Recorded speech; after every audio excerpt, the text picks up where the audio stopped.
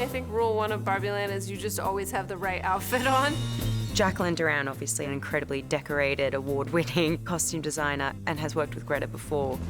It's quite difficult to know how to approach this because the character is Barbie, and Barbie can be anything. Hi, Barbie! Hi, Barbie! She can represent any person, any profession, anything. Especially in this film, costumes are everything. I mean, unless you're dressed for it, you're not doing it. If there's a meme out right now that says the costume designer for Barbie has a free pass to heaven, I agree.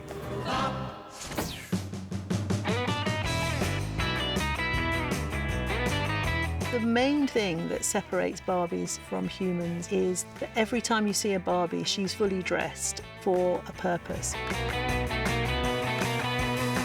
And one thing that really helped was having big details, like big buttons, big earrings, big necklaces. And there's something about the big chunkiness that made her look more doll-like. Here I go. Each of the actresses would choose something that would be expressive of their character. In a way, what we're talking about is how you would want to represent yourself as a woman. So each person needed to have an input in what that would be. So for Anna, it was about referencing her heritage. We had to do some research into how to construct a Filipino sleeve. We made a dress that she was really pleased with and that she felt would make her mother cry.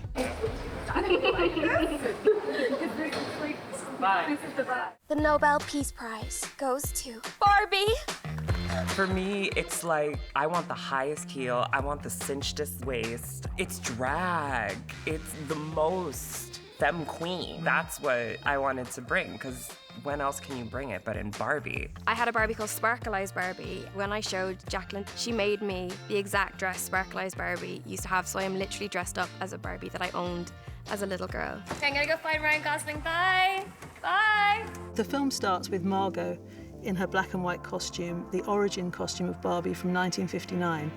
We kind of move through the decades in a way where in the perfect world outfit, all the Kens and Barbies are wearing something that exists in a more like 50s, 60s. Hi, Barbie! Hi, Barbie. This is Barbie's wardrobe.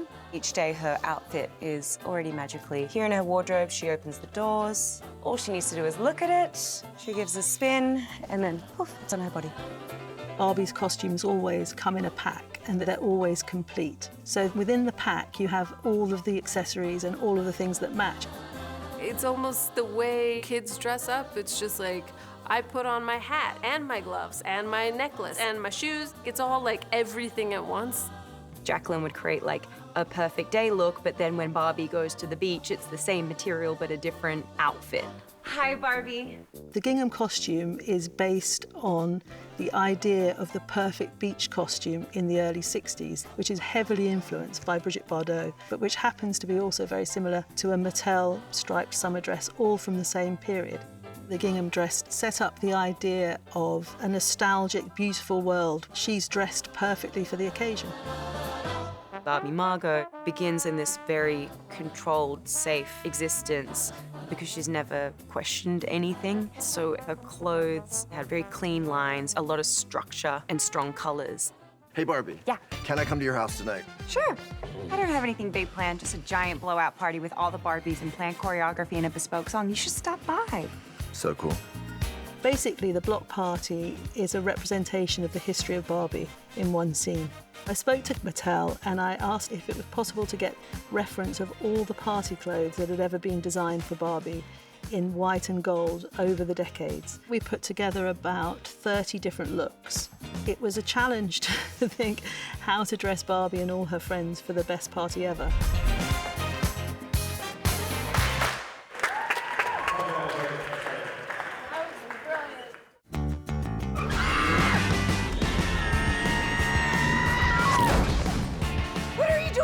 That racing suit that Ken wears that has the Barbie bees on it, Ryan just came up with that on his own. That was his creation. You can't make me look uncool in front of Ken. Ken's not cool! He is to me. So for the first part of the movie, the Kens are pretty much wearing the same things as each other because they're somewhat overlooked. But this all changes when Ryan goes to California and discovers the patriarchy. By the time heading off into the real world, our roller skating outfits, it's kind of like 80s, 90s neon vibe. neon rollerblading costume is not identical to the hot skating Barbie, but it's very similar and it's very much inspired by it. And that's been one of the most fun things to do, is to take an original costume and tweak it slightly and bring it to life in the movie. Then when we get to the real world, Ken brings patriarchy back to Barbie Land. We didn't have denim and lycra before in Barbie Land.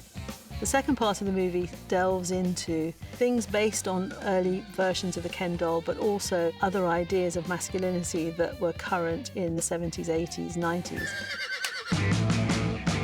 The mink coat is one that really appealed to Ryan. We also had the headband and the boxing boots, tracksuit. The last piece of the puzzle was the leather waistcoat. An even later addition was adding the fringe to the shoulder. So the costume was really built step by step, and Ryan was involved in this because he was always upping the antes. We all start somewhere. All the perfection that we reach for doesn't happen easily. We'd never wanted Barbie to lose her femininity. She is a girly girl, but she's also now a little more, ironically, more fragile for being human. Colors sometimes became more pastel, outfits became less structured, lines became a little less clean. There was something a little less certain, more delicate, but still quite feminine about the kind of looks you see Barbie Margot wearing at the end. Are you okay? Yeah. It's okay if you're crying. You know, I cried too. It's actually kind of amazing. I've never had as many costume changes as this, and they're all so wildly different. Some outfits we obviously replicated extremely accurately, and some were very much inspired or embellished in different ways. There were all these sort of details we had to nail down and get right, and I really loved working with Jacqueline, and recreating those classic Barbie looks was really fun. Putting on the costumes every time was the most fun and really made me transform into being Barbie.